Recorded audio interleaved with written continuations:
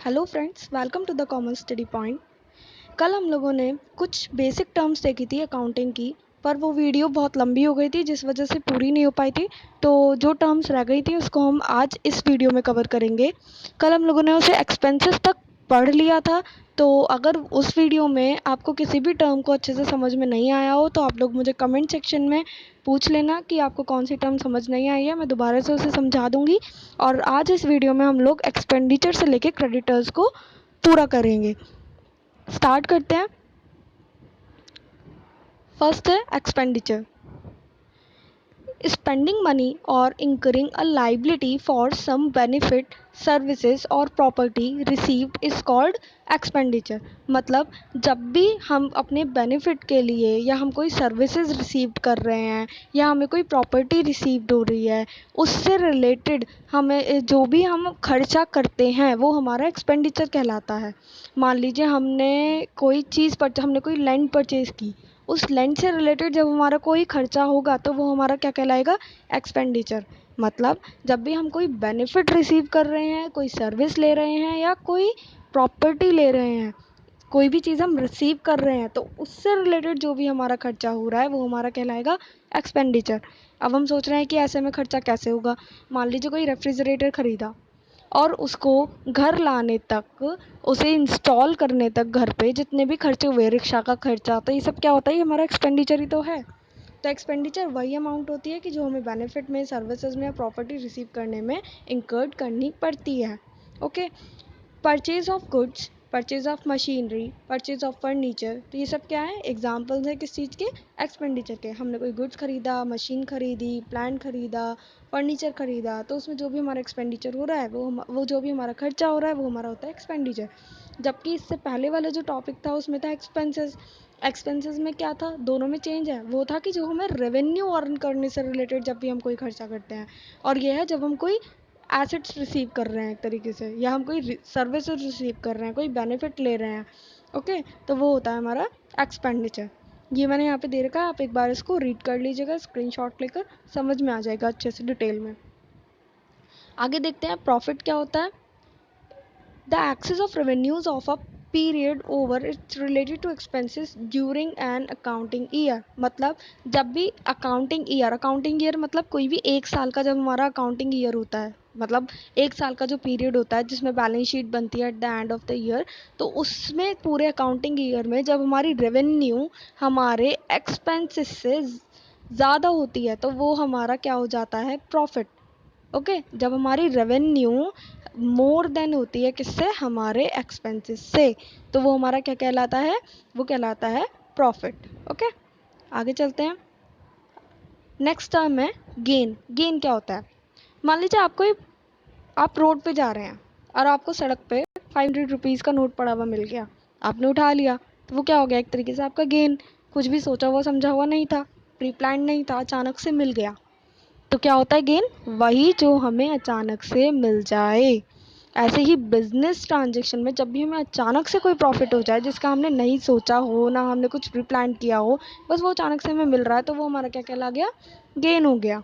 Okay, आगे देखते हैं लॉस क्या होता है। जैसे कि हमने प्रॉफिट में देखा था कि हमारा रेवेन्यू ज़्यादा हो जाए एक्सपेंसेस से तो वो हमारा प्रॉफिट है, तो बस उसका जस्ट उल्टा क्या हो जाएगा? हमारा लॉस। मतलब जब भी अकाउंटिंग पीरियड में, सॉरी ये थोड़ा सा गलत आ गया है पेज, एक सेकेंड, यस। तो जब भी हमारा अकाउंटिंग ईयर में कोई भी हमारे एक्सपेंसेस हमारे ज़्यादा हो जाते हैं किससे?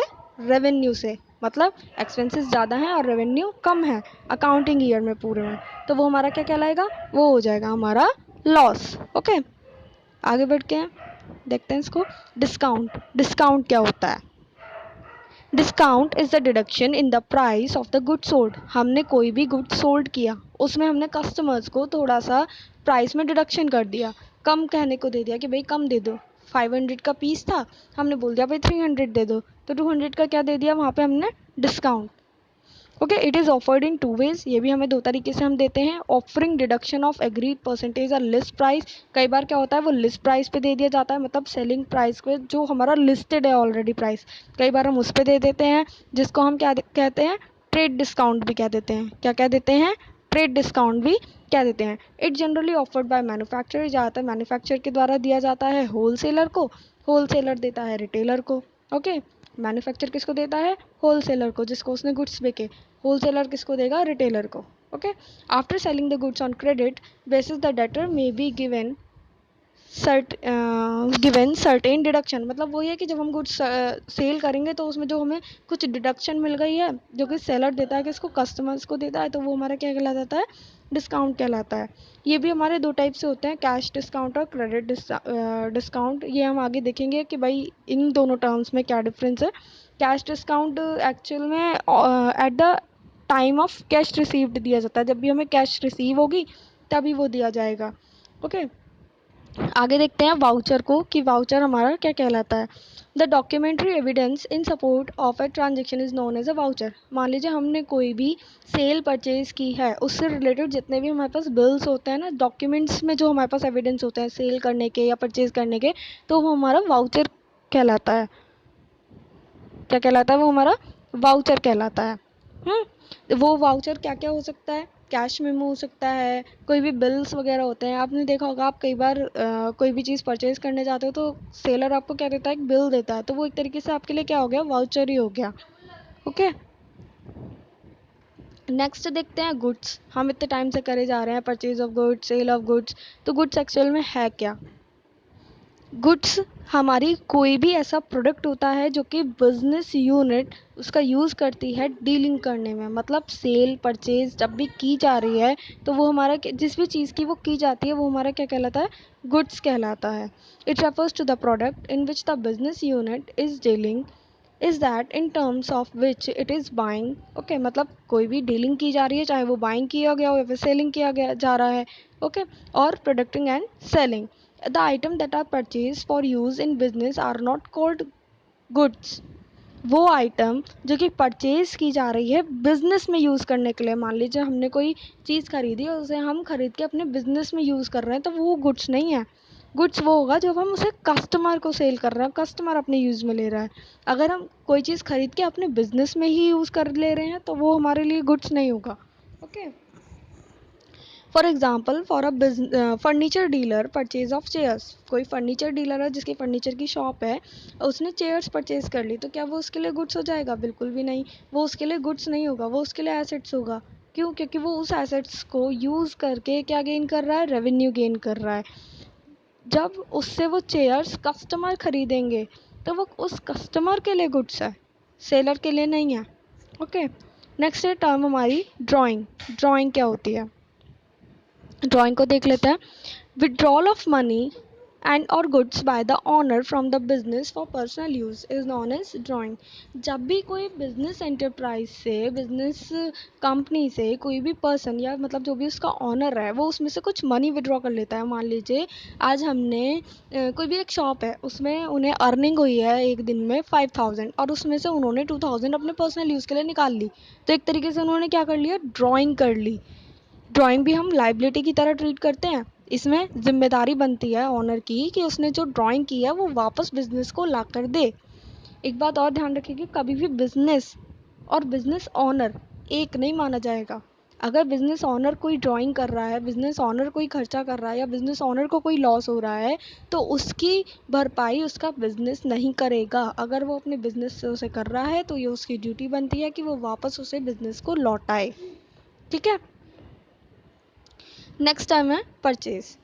Purchase are total amount goods produce procured by a business on credit and on cash. मतलब परचेज वो टोटल अमाउंट होती है एक तरीके से गुड्स की जो कि परचेज की जाती है या तो कैश पे या तो क्रेडिट पे, है ना। जब भी हम कोई चीज़ खरीद के लाते हैं कैश में या क्रेडिट में, इन अगेंस्ट ऑफ कैश और क्रेडिट, तो वो हमारा क्या कहलाता है? परचेज कहलाता है। वो किसी भी चीज़ का हो सकता है, कोई भी गुड्स हो सकती है, कोई भी एसेट्स हो सकती है, फिनिश गुड्स हो सकती है, current assets, non current assets, तो किसी भी चीज़ की वो हो सकती है। ठीक है, नेक्स्ट टर्म है हमारी स्टॉक। स्टॉक क्या होता है? स्टॉक को, एक तो स्टॉक का दूसरा नाम पहले सुन लीजिए, स्टॉक को हम इन्वेंट्री के नाम से भी जानते हैं। ओके, स्टॉक का दूसरा नाम क्या है? Inventory. It is a measured of some times on hand goods. कई बार स्टॉक क्या होता है कि जो हमारे पास ऑलरेडी इस टाइम पड़ा हुआ है। कई बार क्या होता है? स्पेयर्स होता है, मतलब जो ख़राब हो गया अब हमारे यूज़ का नहीं है, है ना। And other items in a business, तो बहुत सी ऐसे बिजनेस में आइटम्स होती हैं जो कि कई बार हमारे पास जो अब पड़े हैं जिसे हम अपने बिजनेस में यूज़ करने वाले हैं, तो ये सब होता है स्टॉक। स्टॉक भी हमारा दो टाइप से होता है, एक होता है हमारा ओपनिंग स्टॉक और एक होता है हमारा क्लोजिंग स्टॉक। ये रहा यहाँ पे क्लोजिंग स्टॉक। क्लोजिंग स्टॉक को हम क्या बोलते हैं, एंडिंग इन्वेंट्री बोलते हैं। एंडिंग इन्वेंट्री इसको क्यों बोलते हैं, क्योंकि बिजनेस के अकाउंटिंग ईयर में एट द एंड जो भी स्टॉक हमारा बच जाए, जो नहीं बिका, बच गया, सेल आउट होने से रह गया, तो वो हमारा क्लोजिंग स्टॉक कहलाता है। और ओपनिंग स्टॉक हमारा वो होता है जो बिगनिंग इन्वेंट्री जिसको हम क्या देते हैं, ये होता है जब हम अपना बिजनेस स्टार्ट कर रहे हैं, तो जो स्टार्टिंग में है जिससे हम अपना बिजनेस स्टार्ट कर रहे हैं, जब हम अपना बिजनेस स्टार्ट करेंगे तो कुछ स्टॉक तो हमें स्टार्टिंग में भी रखना होगा ना सेल करने के लिए, तो वो होता है हमारा बिगनिंग। और जो हमारा लास्ट में बच जाता है वो होता है एंडिंग। तो स्टॉक का दूसरा नाम क्या होता है, इन्वेंट्री। दो टाइप के होते हैं, opening and closing. Next term आती है डेटर एंड क्रेडिटर्स, ये हमारी लास्ट टर्म है। एक एक करके इनको और समझ लेते हैं। डेटर्स कौन होते हैं और क्रेडिटर्स कौन होते हैं। फर्स्ट है, debtors are persons and other entities who own to an enterprise an amount for buying goods and services on credit। Debtors कौन होते हैं, डेटर्स कोई भी वो पर्सन होते हैं जिसको कोई भी माल या कोई भी गुड्स है वो उधार दिया जाता है। मान लीजिए कोई भी कंपनी है, ए लिमिटेड है, उसने बी लिमिटेड को क्या दे दिया, गुड्स दिए उधार, मतलब गुड्स सेल करे उधार, कैश में नहीं हुए, तो जो वो बी है वो ए के लिए क्या हो गया, वो हो गया ए के लिए डेटर। और यहीं हम कंडीशन दूसरी देखें क्रेडिटर्स की, तो ए बी और एक हो गया सी। ए ने तो बी को उधार दे दिया तो इसलिए बी ए का क्या हो गया, डेटर।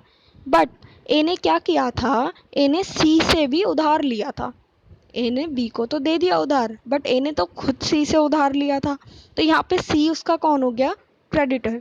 तो मैंने आपको एक ही टर्म से दोनों चीज़ समझाने की कोशिश की है। जिसको ए ने उधार दिया वो हो गया उसका डेटर, और जिससे ए ने उधार लिया वो हो गया उसका क्रेडिटर। तो क्रेडिटर कौन होते हैं, जिनसे हम उधार लेते हैं, और डेटर्स कौन होते हैं, जिनको हम उधार देते हैं। अगर बात करें बैलेंस शीट में, तो डेटर्स जो होते हैं वो हमारे शो होते हैं एसेट साइड। ओके, कहाँ शो होते हैं, एसेट साइड। वहीं अगर बात की जाए क्रेडिटर्स की, तो जो क्रेडिटर्स होते हैं वो शो कराए जाते हैं liability side of the balance sheet. ठीक है, तो ये वीडियो यहीं पे ख़त्म होती है। आज मैंने आपको ये सारी टर्म समझा दी हैं। अगर टोटल टर्म्स में से जो भी टर्म आपको नहीं समझ आई हो, आप मुझे कमेंट सेक्शन में बताएं, मैं दोबारा से उसे आपको समझाने की कोशिश करूँगी। तो वीडियो, अगर आप लोगों को ये वीडियो पसंद आई हो तो वीडियो को लाइक करें, कमेंट्स करें नीचे कमेंट सेक्शन में, और मुझे बताएं कैसी लगी आपको ये वीडियो। शेयर करें अपने फ्रेंड्स के साथ, चैनल को सब्सक्राइब करके बेल आइकन को प्रेस करना ना भूलें, ताकि आगे आने वाली वीडियोस आपको टाइम टू टाइम मिलती रहे। Thank you friends, thank you for watching.